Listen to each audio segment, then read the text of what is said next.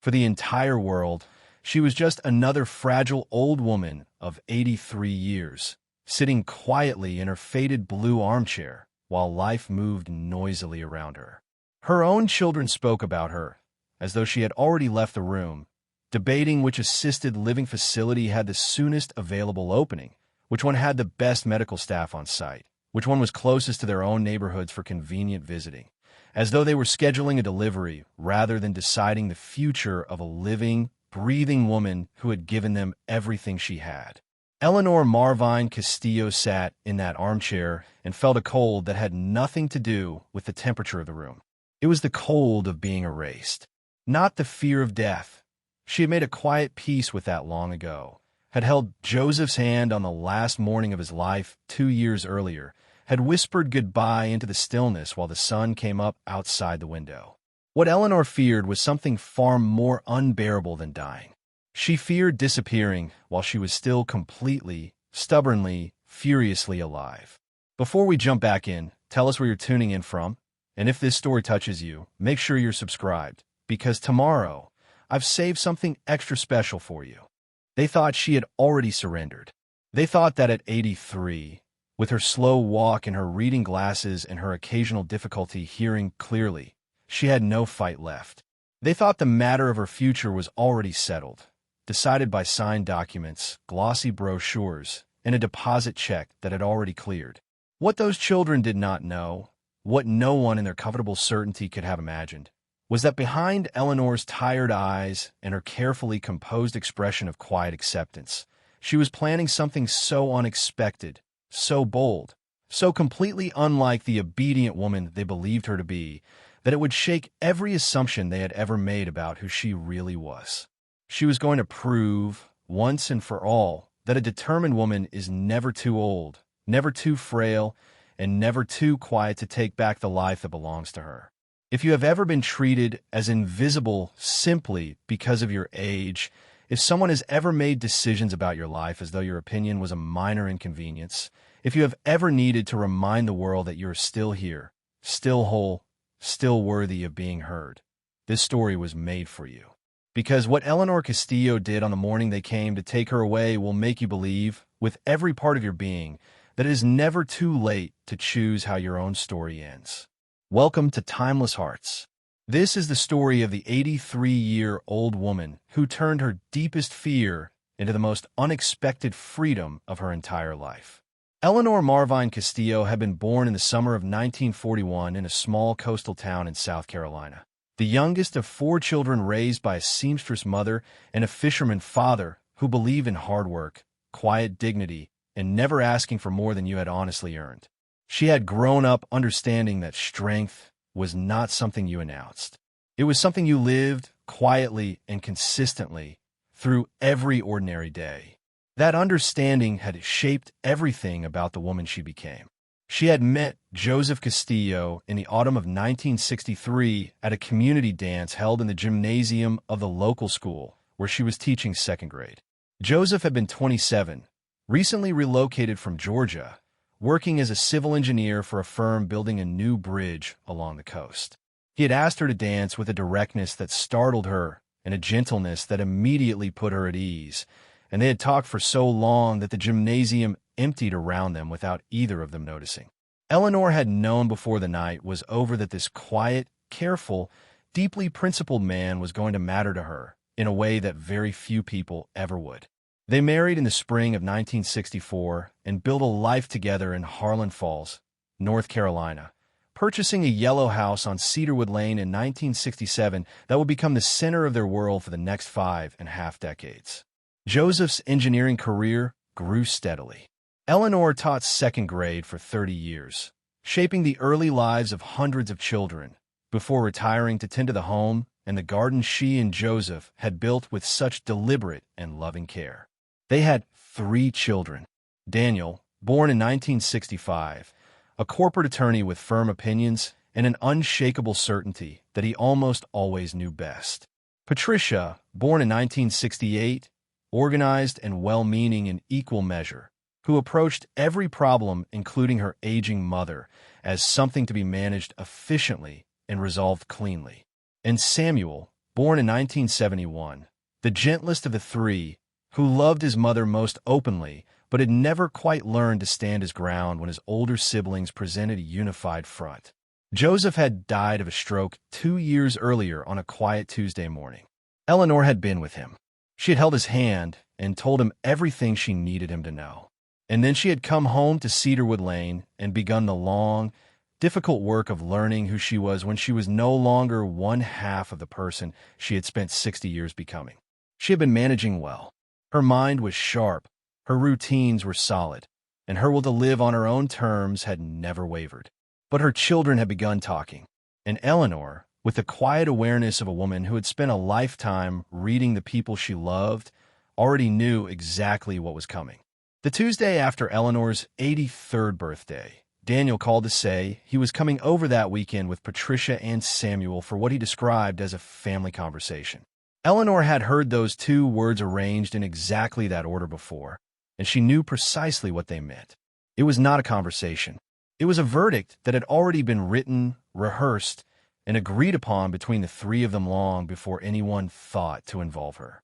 She spent the days leading up to that Saturday in a state of careful calm, preparing herself the way she had always prepared for difficult things, quietly, internally, with no outward sign of the storm gathering behind her eyes. They arrived together on a gray Saturday morning in October, all three of them, which told Eleanor everything she needed to know. Daniel in his pressed weekend clothes, carrying the particular expression he wore in courtrooms when he believed his argument was airtight. Patricia with a canvas tote bag that clinked faintly with the sound of papers and folders. Samuel trailing slightly behind his siblings, his face already arranged in the apologetic look of a man who had already lost an argument he had not yet made. Eleanor had coffee ready. She sat in her blue armchair and waited. Daniel began, his voice measured and careful, the way it always was when he was managing a situation rather than participating in one. "Mom," he said, "we have been talking among ourselves for some time now, and we feel it is important that we have an honest discussion about your living situation here on Cedarwood Lane." "My living situation," Eleanor said calmly, "is perfectly fine. I have lived here for over 50 years, and I am managing well." Daniel nodded slowly in the way that meant he had anticipated this response and had already prepared his answer. "We know you believe that, Mom," he said, "and we understand why you feel that way. But we have been noticing things that concern us, and we feel a responsibility to address them before something serious happens." Patricia took that as her cue and reached into her canvas bag, producing a collection of brochures that she spread across the coffee table with the practiced efficiency of someone who had been rehearsing this moment. She had done her research. Eleanor could see that. The brochures were glossy and carefully chosen, full of photographs showing smiling elderly residents sitting in sunlit common rooms surrounded by fresh flowers and attentive staff. Sunridge Senior Living, the top brochure read, in soft green lettering designed to feel gentle rather than institutional. Patricia began describing the facility with the enthusiasm of someone presenting a solution rather than discussing a decision. "Your own private apartment," she said. 3 meals a day prepared by professional staff. Activities, social events, medical care available around the clock. People your own age to spend time with. It will be so much better than being here alone, Mom. "I'm not suffering from being here alone," Eleanor said, keeping her voice even. "I am living here, which is a different thing entirely. But the worry we carry every single day," Samuel said softly, "is so heavy, Mom. What if you fall and cannot reach the phone? What if something happens in the night and no one is close enough to help?" His voice was genuinely pained, and Eleanor felt a rush of tenderness toward her youngest child, even as she recognized that his worry, however real, did not give him the authority to override her life. "I wear my medical alert pendant," Eleanor said, touching it at her collarbone. "I have never fallen. I take my medications correctly. I manage this house and my health and my daily life with complete competence. You cannot plan a person's future based entirely on what might happen." "We have already taken some steps," Daniel said then, his voice shifting into the tone he used when he was delivering information rather than inviting discussion. "We have spoken with the team at Sunridge. We have toured the facility. and we have placed your name on their waiting list. A space is expected to open within the next 4 weeks." Eleanor went very still. The room felt smaller suddenly, the walls closer, the air thinner. "You placed my name on a waiting list," she said quietly, "without asking me, without a single conversation about whether this was something I wanted." "We were trying to get ahead of the situation," Patricia said, not quite meeting her mother's eyes. "These facilities fill up quickly. We did not want to lose the opportunity." "The opportunity," Eleanor repeated, and something in her voice made all 3 of her children shift uncomfortably in their seats. They were calling it an opportunity. They had made the decision, arranged the details, paid the deposit, and now they were sitting in her living room presenting it to her as though it were a gift rather than a sentence. She looked at each of her children in turn. The baby she had raised, the adult she had supported and celebrated and loved without condition for decades, and understood with the full and devastating weight of certainty that they did not see her anymore. They saw a problem, and they believed they had solved it. She smiled at them. She thanked them for their concern. She said she needed time to think. And behind that smile, Eleanor Marvine Castillo began to plan. Preparing and narrating this story took us a lot of time. So if you're enjoying it, subscribe to our channel. It means a lot to us. Now back to the story. After her children left that Saturday afternoon, satisfied that they had handled things responsibly and convinced that Eleanor would come around to accepting the inevitable, the house on Cedarwood Lane fell into a silence so complete that Eleanor could hear the clock on the mantel ticking from 3 rooms away. She sat in her blue armchair as the afternoon light faded and the shadows lengthened across the living room floor, and she looked at everything around her with the slow, careful attention of someone taking inventory of what they stood to lose. The walls held 55 years of accumulated living. The garden visible through the back window held 30 years of her hands in the soil. This was not just a house. It was the physical record of her entire adult life, and her children had decided it no longer suited her without once asking whether it suited her perfectly. She was not going to Sumner Senior Living. That much was settled in her mind before Daniel's car had even turned off Cedarwood Lane. What was less settled in those first hours after the family meeting was what exactly she was going to do instead. And then she remembered the letter. She had been trying, in some quiet and self-protective corner of her mind, not to think about the letter too directly. It had arrived 3 months after Joseph died, delivered by his attorney in a separate envelope marked personal, not included with the official estate documents that had been read to the family. She had read it alone, sitting in this same blue armchair, on a gray November morning with rain against the windows, and she had wept so completely and for so long that she had finally fallen asleep in the chair and woken in the dark. She went to the cedar chest at the foot of her bed now and lifted the lid, moving carefully through the folded quilts and the tissue-wrapped keepsakes until her fingers found the small wooden box Joseph had made himself decades ago, smooth with handling, its brass latch worn to a soft gleam. She carried it to the kitchen table, sat down under the light, and opened it. The letter was exactly where she had placed it. She unfolded it with hands that trembled only slightly and began to read, though she already knew every word by heart. "My dearest Ellie," it began, in Joseph's careful, slanted handwriting that she would have recognized anywhere in the world. "If you are reading this, I am gone, and I hope you are holding yourself together better than I imagine you are. I am writing this because I know our children. I love them deeply, and I raised them to be good people, and they are in most of the ways that matter. But I also know them, and I know that at some point, probably sooner than either of us would like, they will decide that they know better than you how you should be living your life. They will mean well. They will believe they are helping, and you will feel as though you have no choice but to go along with what they want, because you have spent your entire life making room for everyone else before yourself. But Ellie, I am giving you a choice. Do you remember the cottage? Our place in the Smoky Mountains above Gatlinburg that we never once told the children about, not in 40 years of going there. It is still there. It is still yours. I have been paying the property taxes through a private trust for years, and I have left very specific instructions with my attorney, Gerald Fontaine, to ensure that continues. The property is registered in your maiden name, Marvine, so that it will not appear in any records the children might search. It belongs to you completely and legally, with no conditions attached. The cottage may need some attention after 2 years without me there to keep it up, but the structure is sound. I made sure of that before my health made the drive too difficult. I always meant it as a place you could go if you needed somewhere entirely your own. A place where no one could tell you how to live, or when to sleep, or what to eat, or how much help you needed. If the day comes when the children try to make your decisions for you, when they treat their worry as more important than your freedom, I want you to know that you have somewhere to go. Real options. You do not have to go where they want to send you. I left you enough money to live on comfortably for as long as you need. It is all, through Gerald, separate from everything the children inherited. They cannot access it and they cannot find it. And Ellie, if you do decide to disappear to our place in the mountains, please do not spend a single moment feeling guilty about it. You have spent over 80 years caring for everyone else.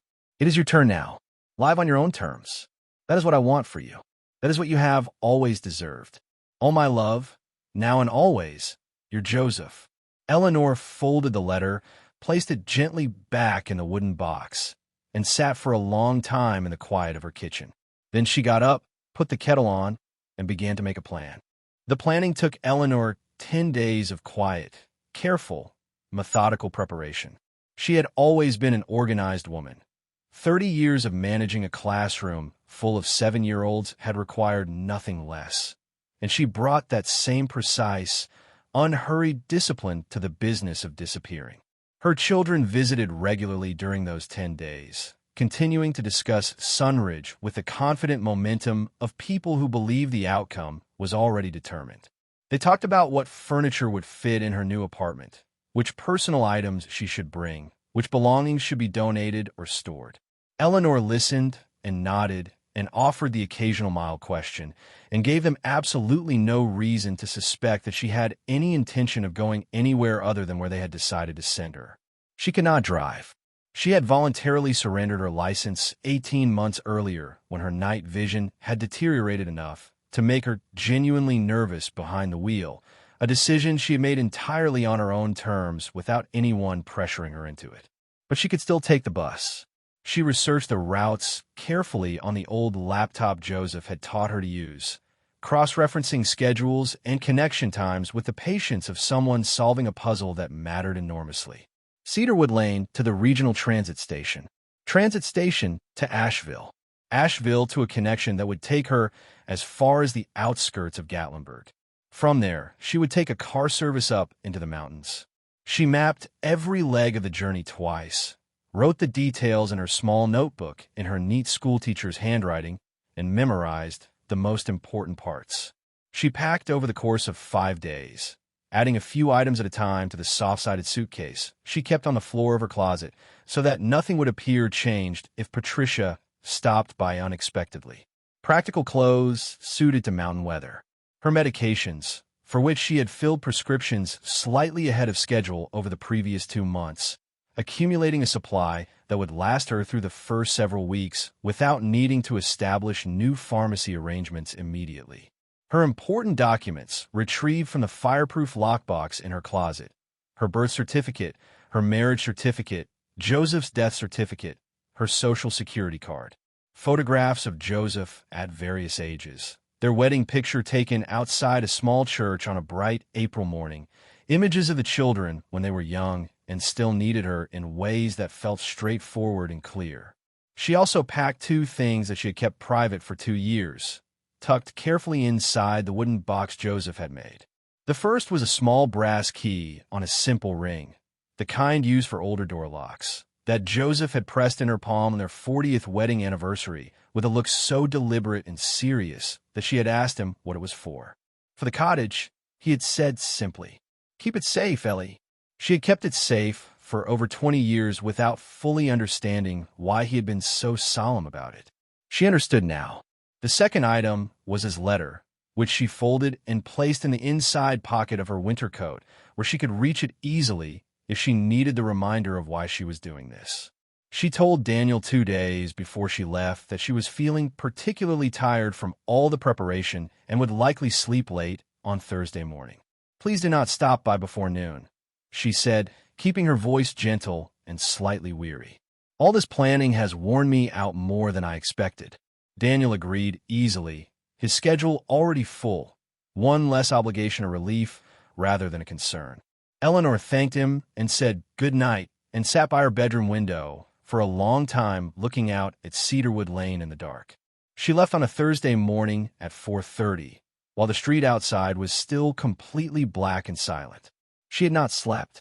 She had lain in the bed she and Joseph had shared for decades, watching the ceiling, cycling through doubt and resolve and fear, and something that felt beneath all of it surprisingly like excitement.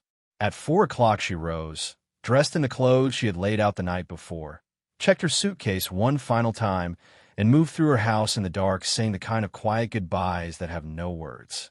The kitchen where she had cooked 40,000 meals. The garden she could just make out through the back window.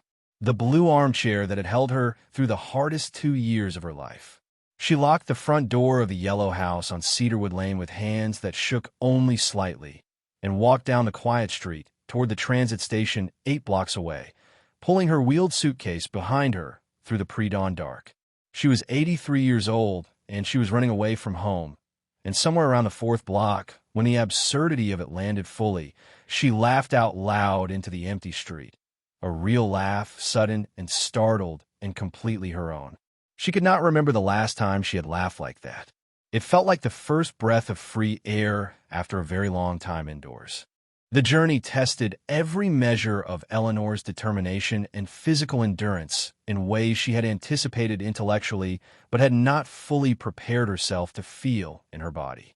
The bus from Harlan Falls to Asheville took nearly 3 hours, and Eleanor spent every minute of it in a state of heightened, exhausting alertness, watching the door at every stop, flinching at every phone notification, convinced at regular intervals that Daniel had already discovered her absence and was somehow tracking her movements.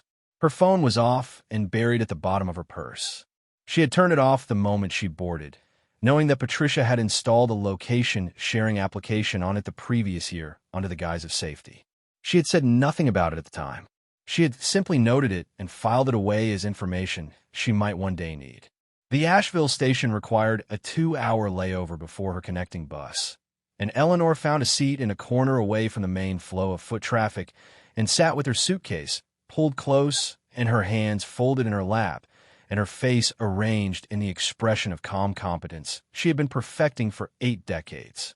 A young station employee approached her around the 40-minute mark, his face arranged in the particular combination of concern and uncertainty that people wore when they were not sure whether an elderly woman sitting alone was perfectly fine or quietly in crisis. Eleanor gave him her most assured smile and told him she was waiting for her connection to visit her niece in Gatlinburg. He nodded and moved on. She exhaled slowly and bought a cup of tea from the vending machine that tasted like warm cardboard and drank it anyway, because her hands needed something to hold. The second bus wound south and west through increasingly dramatic landscape, the flat Piedmont giving way to foothills, and the foothills rising steadily into the ancient, rounded peaks of the Smoky Mountains. Eleanor watched through the window as the world outside grew wilder and more beautiful, civilization thinning gradually into stretches of deep forest broken by small towns, and then into forest again with no towns at all. She and Joseph had made this drive together so many times over 40 years that the landscape felt like memory made physical. Every curve of the road, every ridge appearing on the horizon, was a conversation they had once had, a silence they had once shared, a version of themselves they had once been in this particular place together. She hired a car service from the edge of Gatlinburg, a decision that depleted a significant portion of the cash she had brought, but that was entirely non-negotiable given the distance and the terrain.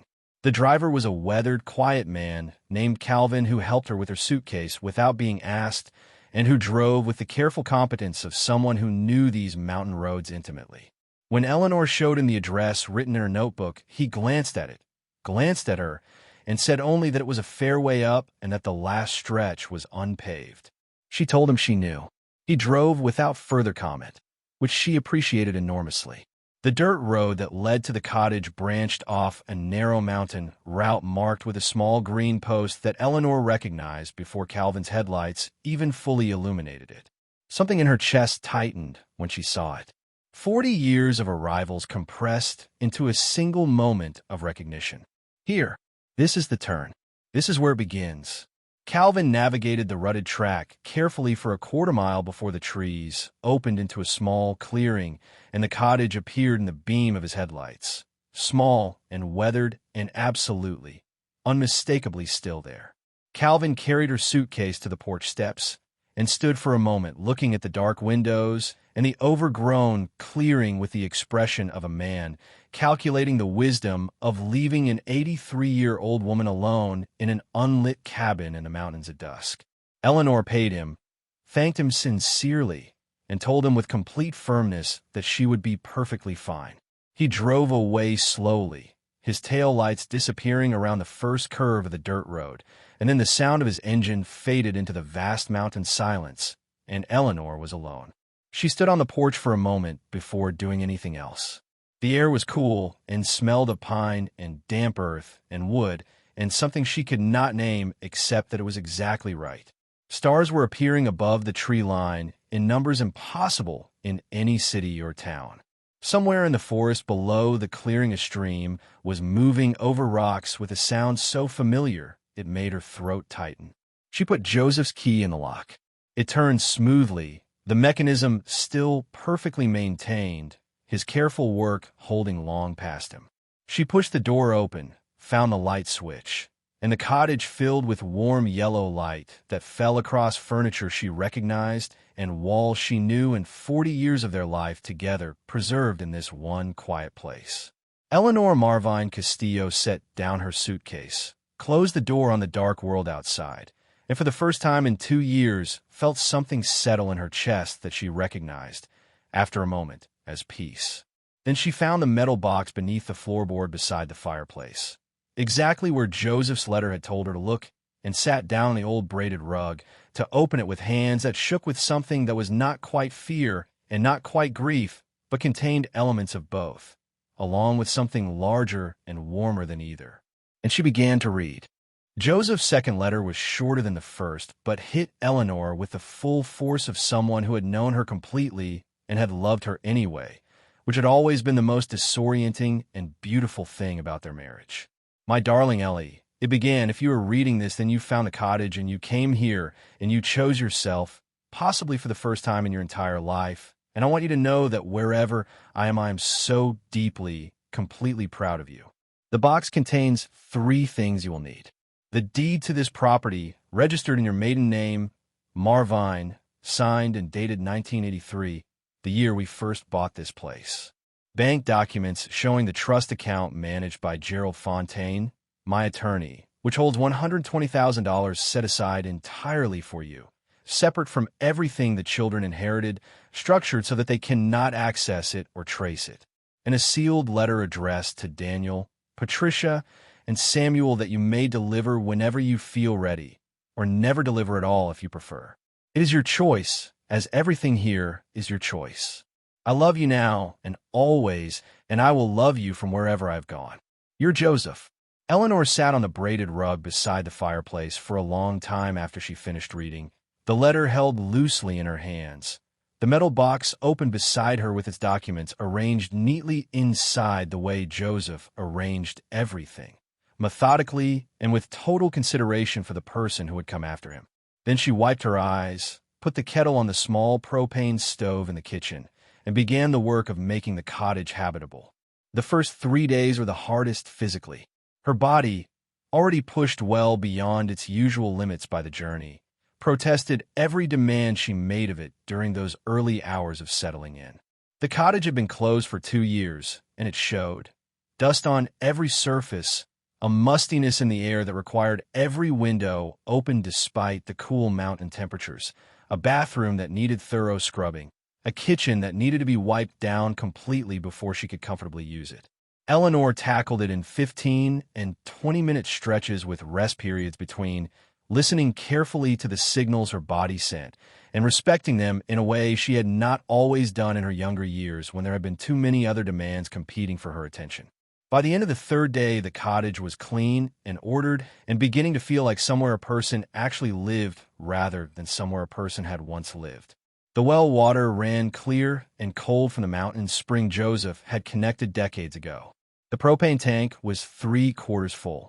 There was firewood stacked under the eave of the small shed beside the cottage, aged but perfectly usable for the stone fireplace that dominated the main room. A portable generator sat in the shed for backup power, recently serviced, another detail Joseph had attended to with the quiet thoroughness that had characterized everything he did. Eleanor established routines quickly because routines were what she understood, what her body and her mind had always responded to best. Early mornings with coffee on the porch watching the light change over the mountain ridges, a sight so reliably beautiful that it felt almost unfair. Slow walks along the dirt track in the middle of the day when her joints had loosened enough to make movement comfortable. Reading in the afternoons in a low armchair position to catch the best light through the east-facing window.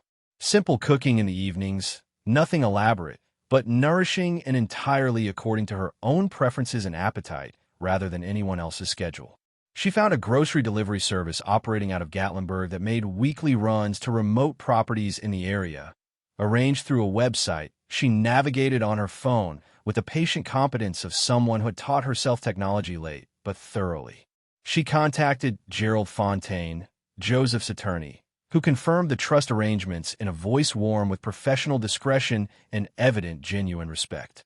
She identified a doctor in Gatlinburg named Dr. Waverly, who made monthly house calls to elderly patients in remote mountain locations, who examined her thoroughly on his first visit, adjusted one of her medications slightly, and told her with what appeared to be sincere admiration that she was in remarkable health for a woman of any age. The loneliness came in waves, as she had known it would.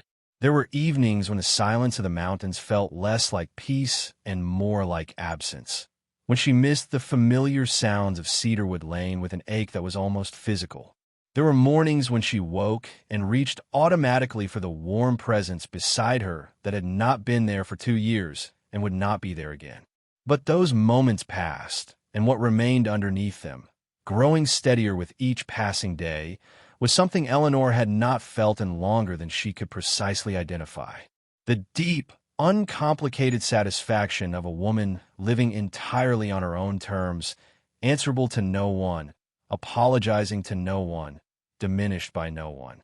Free, simply and completely free, in a way that made every difficult moment entirely worthwhile. Eleanor had been at the cottage for 3 weeks when she heard the sound of a vehicle making its way up the dirt track on a Friday afternoon. She was in the small garden she had begun clearing behind the cottage, working slowly with tools she had found in the shed, her hands in the soil in a way that connected her to something ancient and deeply satisfying. She heard the engine first, then the sound of doors, then voices she recognized before she even turned around. She straightened slowly, brushed the dirt from her gloves, and walked around to the front of the cottage with her heart beating faster than usual, but her chin level and her shoulders square. Daniel's silver sedan was parked in the clearing, looking completely out of place against the mountain backdrop, too polished and deliberate for a place that had always belonged to wildness and quiet. All 3 of her children stood beside it, and Eleanor could read each of them from 20 feet away with the accuracy of a woman who had known these particular people their entire lives. Daniel's face held the compressed, controlled expression of someone managing an enormous amount of emotion through sheer force of professional habit. Patricia's eyes were red and swollen in a way that suggested she had been crying in the car. Samuel looked like a man who had not slept properly in 3 weeks, which Eleanor suspected was entirely accurate. "Mom," Daniel said, and the single word contained so many things simultaneously: relief and fury and exhaustion, and something that was unmistakably love despite everything. That Eleanor felt her chest tighten with a complicated tenderness she had not expected to feel so immediately. "We have been looking for you for 3 weeks. Do you have any idea what these past weeks have been like for us? We called the police. We contacted every hospital within 100 miles. We have been completely out of our minds with worry. I know, Eleanor said simply. I am sorry for the worry. I am not sorry for the decision. The distinction seemed to land on all three of them with varying degrees of impact. Patricia made a sound that was almost a word and then pressed her hand over her mouth. Samuel looked at the ground. Daniel's jaw tightened. How did you even find this place? He asked, his voice carefully controlled. We had no idea this property existed. We searched every record we could find, and there was nothing in your name or Dad's name anywhere near here. It isn't my maiden name, Eleanor said.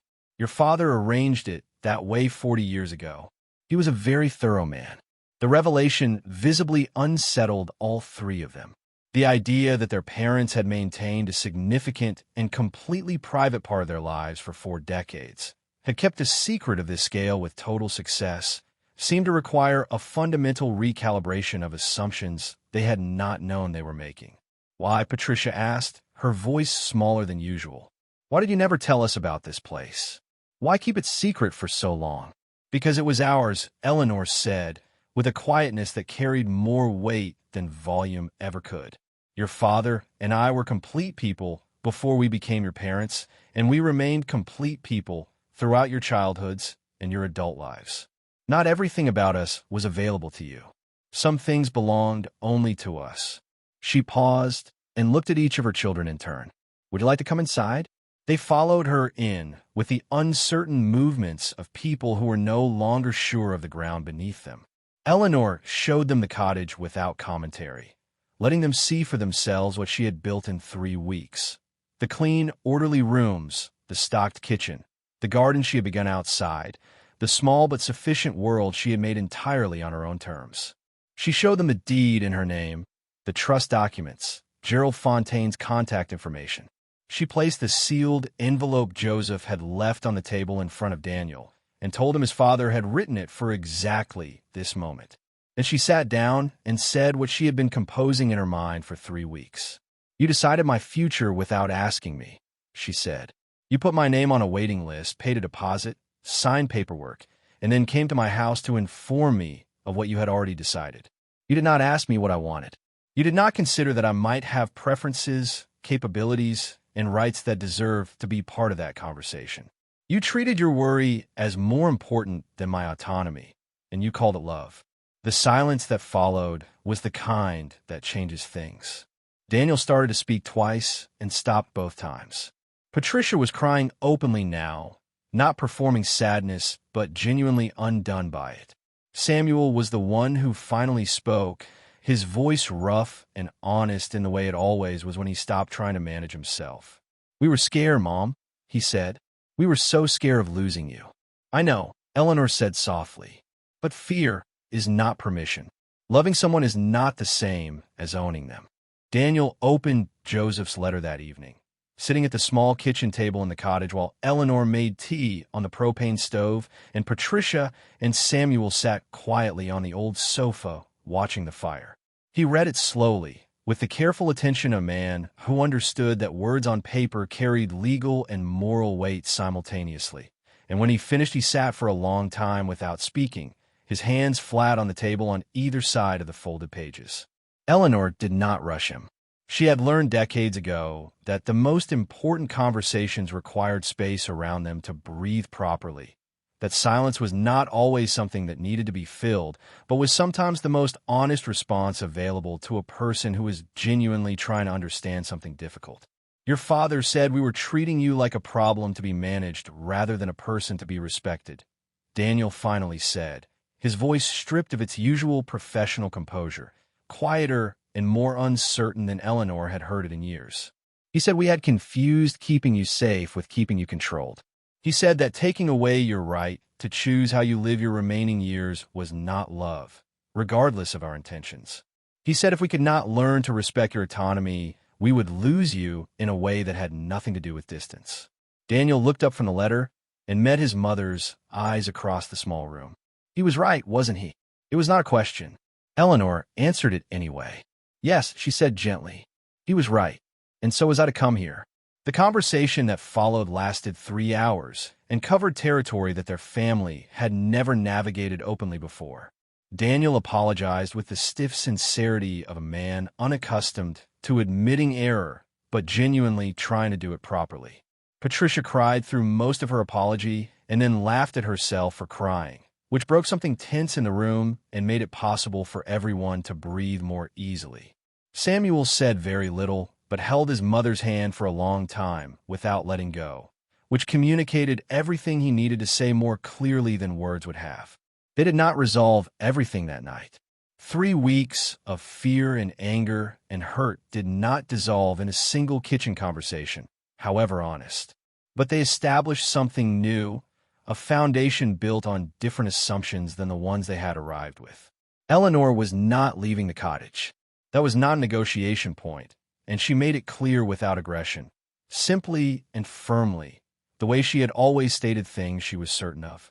What was negotiable, what she genuinely wanted, was a relationship with her children that looked different from what it had been. One built on mutual respect rather than management, on consultation rather than decision, on trust rather than surveillance. They agreed on a visiting schedule. Once a month, rotating between the siblings, each visit on Eleanor's terms in Eleanor's space. She would keep her phone on and charged. She would call Gerald Fontaine's office monthly to confirm her well-being through an arrangement Joseph had already established for exactly this purpose. She would accept help with genuinely difficult physical tasks when her children visited. Heavy lifting, maintenance issues, anything that required strength or agility, she no longer had. But the decisions about how she lived, what she ate, when she slept, what she did with her days, remained entirely and non-negotiably hers. Patricia was the one who brought it up before they left that night, standing in the doorway of the cottage with the mountain dark behind her and the warm light of the interior falling across her face. "Mom," she said, her voice careful and honest in a way Eleanor had not heard from her in a long time. "I've been thinking about something Dad said in the letter. He said we forgot that you were a complete person and not just our mother. And I think he was right. I think somewhere along the way we stopped seeing you as someone with your own interior life, your own needs, your own right to risk and adventure and choice. We started seeing you only as someone we were responsible for keeping safe. And I'm sorry for that. It was not fair to you, and it was not true to who you actually are." Eleanor looked at her daughter for a long moment, at the tiredness in her face and the genuine remorse in her eyes, and felt the complicated love of a mother who knows her children completely, including all the ways they fall short, and loves them entirely anyway. "I know you meant well," she said. "I have never doubted that you love me. What I needed you to understand was that love expressed as control is still control. That protecting someone from their own choices is not protection, is a kind of erasure. I needed you to see me, not just worry about me." Patricia nodded, her eyes filling again, and stepped forward and held her mother for a long time in the doorway of the mountain cottage while the night air moved through the pines around them. The months that followed were not without difficulty. There were days when the isolation weighed on Eleanor more heavily than usual, when her body reminded her with particular insistence of its age and its limits, when doubt arrived in the early hours of the morning and required active effort to manage. There were afternoons when the ache of missing Joseph hit her with a freshness that surprised her, when the cottage felt less like sanctuary and more like the place where his absence was most precisely and painfully defined. There were moments when she wondered, in the honest privacy of her own mind, whether her children had been right about some things, whether independence carried costs that were sometimes higher than she wanted to admit. But those days were outnumbered consistently and by a widening margin, by days that felt like exactly what they were, a woman living freely and fully on her own terms, in a place she loved, answerable to no one, diminished by nothing.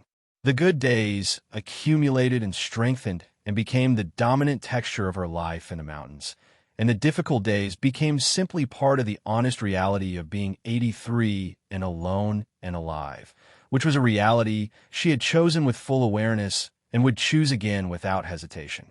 Bernadette from the grocery delivery service became a genuine and nourishing friendship, arriving each week with supplies and conversation in equal measure. staying for coffee more often than not, filling the cottage with the particular warmth of a new friendship formed late in life, when both parties are old enough to know exactly what they value and have no interest in pretending otherwise. Bernadette was 61, sharp and funny and refreshingly direct, and she told Eleanor on her third visit that she had never met anyone who made her less afraid of getting old. "You make it look like something worth doing," she said. "Not just enduring, actually doing." Eleanor had laughed and said that was entirely the point. Dr. Waverly declared Eleanor his most impressively healthy patient at every monthly visit, a distinction she accepted with the quiet satisfaction of someone who had always known her own capabilities better than anyone else did. The garden behind the cottage began producing vegetables that Eleanor ate with the specific pleasure of food grown by her own hands in her own soil. Tomatoes and green beans and lettuces and a row of herbs along the south-facing wall that scented the kitchen every time the window was open. She joined an online book club whose members knew her only as Ellie from the mountains, a sharp and funny woman with excellent taste in fiction and strong opinions about narrative resolution. She made friends she had never met in person and who knew nothing about her age or her story or the dramatic circumstances of her arrival at the cottage, who related to her simply as a mind worth engaging, a voice worth hearing. Daniel called every Sunday evening without exception. The calls had changed in character from the careful, monitoring check-ins they had once been. "Mom, have you taken your medications, Mom? How are the stairs, Mom? Have you thought any more about what we discussed?" Into something genuinely different, something that felt more like two people who respected each other, choosing to stay connected. He asked her what she was reading and what she thought about things happening in the world and whether the garden was producing well. He told her about his cases and his frustrations and occasionally his doubts in a way he never had when she was simply his elderly mother rather than a person he was beginning to know again at a different level. It was not the relationship they had always had. It was better than the relationship they had always had, built on a foundation of honesty that the confrontation at the cottage had made possible despite everything. She thought about Joseph every day in the way she expected she would think about him every day for the rest of her life.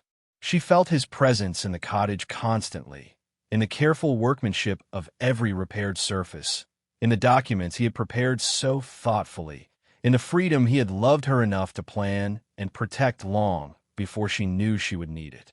"Thank you," she told him sometimes in the evenings, sitting on the porch with her coffee while the Smoky Mountains turned gold and purple and deep rose in the fading light, the ridges layering back into the distance until they dissolved into the sky. "Thank you for knowing me well enough to know I would need this. Thank you for loving me enough to give it to me." At 83, Eleanor Marvine Castillo had done the most radical thing a woman in her position could do. She had chosen herself. She had decided that her remaining years belonged to her and to no one else, that the life still pulsing stubbornly inside her was worth defending with every ounce of the quiet, strategic, completely underestimated determination she had been accumulating for 8 decades. She had proven that age does not diminish the right to autonomy, that love does not justify control, that good intentions do not override the fundamental human need to live according to one's own values and choices and terms. She had proven that a woman can be 83 years old and still surprise everyone who thought they knew what she was capable of. She had proven that the story is never over until the person living it decides it is. She sat on her porch in the mountains and watched the stars appear above the tree line. More stars than she had ever been able to see from Cedarwood Lane, an extravagance of stars that Joseph had once told her was one of the best arguments he knew for living away from city lights. She felt, with a completeness that required no qualification and no defense, that she was exactly where she was supposed to be, not where anyone else had decided she should be, not where fear or obligation or other people's worry had pointed her, where she had chosen deliberately and at considerable cost and with full knowledge of the risks to be. That, she thought, watching the darkness over the mountains fill with light, is what living actually means.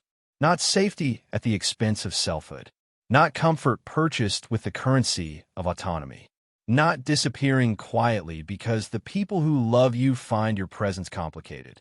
Living means choosing, It means insisting on the right to choose, even when that insistence is inconvenient and uncomfortable and frightening to everyone around you.